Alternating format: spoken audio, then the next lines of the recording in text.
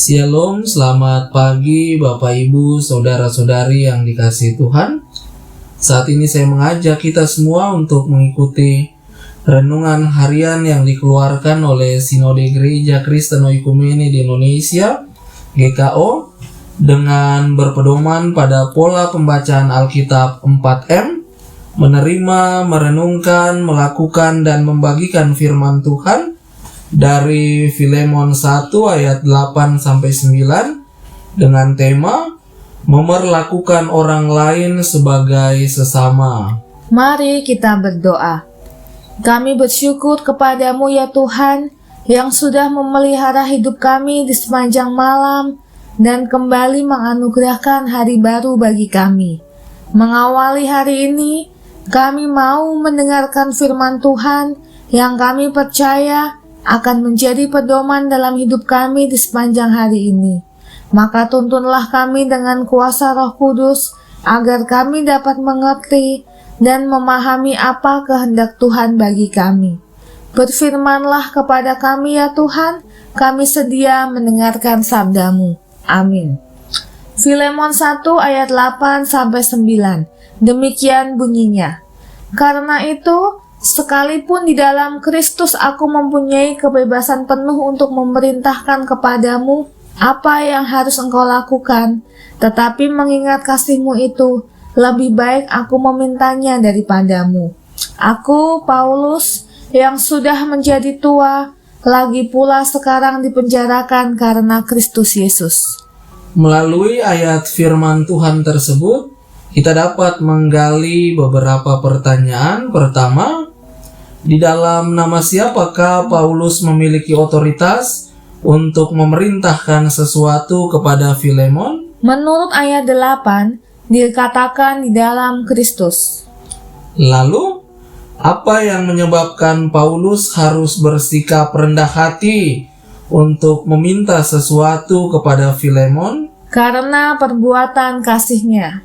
Ya, Antonio de Melo pernah mengisahkan ada seorang guru yang bertanya kepada muridnya demikian, "Kapankah kita dapat membedakan terang dan gelap?" Ada murid yang menjawab, "Ketika matahari bersinar, maka terang muncul." Ada juga yang menjawab, "Kalau kita bisa melihat jalan-jalan di depan kita, sehingga kita tidak akan tersandung, maka terang itu sudah ada."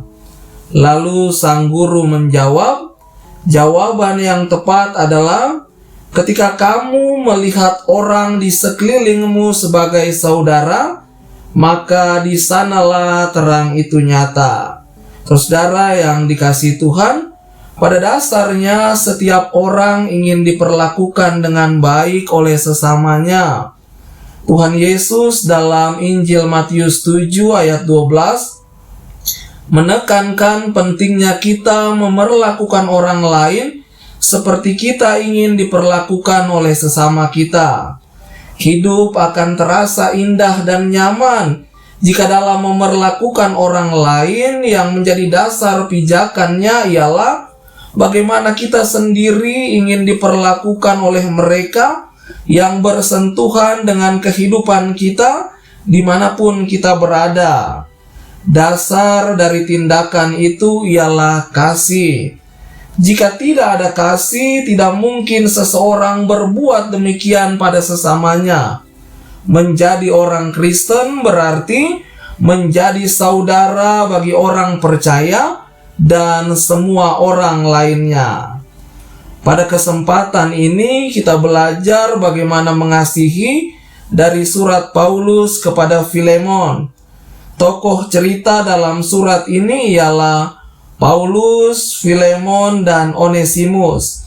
Sepintas kita dapat melihat bahwa isi surat ini adalah permohonan Paulus agar Filemon mau menerima kembali kehadiran Onesimus dalam kehidupan Filemon.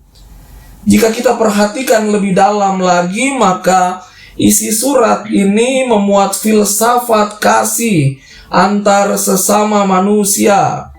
Filsafat kasih yang mengajak kita semua untuk memperlakukan orang lain seperti kita ingin diperlakukan oleh sesama kita. Nah, lalu berdasarkan uraian firman Tuhan, apa yang menjadi komitmen untuk kita lakukan dan bagikan dalam perjumpaan dengan semua orang? Apa yang Paulus sampaikan kepada Filemon dan kepada kita semua adalah penerapan ajaran Yesus yang menekankan pentingnya memperlakukan orang lain sebagai pribadi yang berharga di mata Allah dan di mata kita sendiri. Hanya dengan jalan ini, kasih persaudaraan yang menembus batas-batas kesukuan dan status sosial dapat dilakukan. Kasih itu mengampuni, kasih itu mau menerima sesama apa adanya, dan kasih itu memperlakukan orang lain sebagai pribadi yang berharga dan bermartabat, yang memiliki hak untuk dihargai dan juga dihormati. Rasul Paulus berkata dalam Roma 15 ayat 7, terimalah satu akan yang lain. Gereja bukan gereja kalau tidak ada persekutuan, tetapi persekutuan bukan persekutuan kalau tidak ada saling menerima. Jadi gereja bukan gereja kalau tidak ada saling menerima. Nah, sekali lagi itu yang Tuhan mau bagi kita semua. Kalau Tuhan Yesus sudah mau meniadakan jarak dan menghancurkan tembok pemisah antara Allah dan manusia, maka sepatutnya manusia tidak menciptakan jarak di antara sesamanya. Kasih yang melandasi hubungan manusia dengan Tuhan harus dapat menjadi dasar dalam hubungan sesama manusia yang saling menerima dan memandang orang lain sebagai saudara.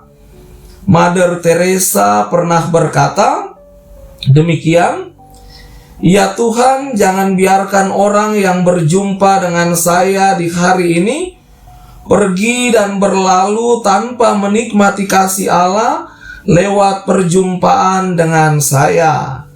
Nah, kiranya di sepanjang minggu yang kita jalani ini dapat kita jalani dengan penuh rasa syukur karena kita sudah menaburkan kasih pada orang-orang yang kita jumpai. Amin. Mari kita berdoa. Tuhan Yesus, terima kasih untuk firman Tuhan yang terus bergema dan mengingatkan kami akan sikap hidup kami kepada semua orang. Kiranya Roh Kudus memampukan kami untuk menjadi pelaksana kasih Allah bagi dunia ini, sehingga lewat kehadiran kami, setiap orang dapat menemukan cinta dan Tuhan di dalam hidupnya. Dalam nama Tuhan Yesus, Sang Nafas Hidup, kami menyerahkan kehidupan di sepanjang hari ini. Amin. Selamat pagi, selamat menjalankan aktivitas. Tuhan Yesus menyertai kita semua.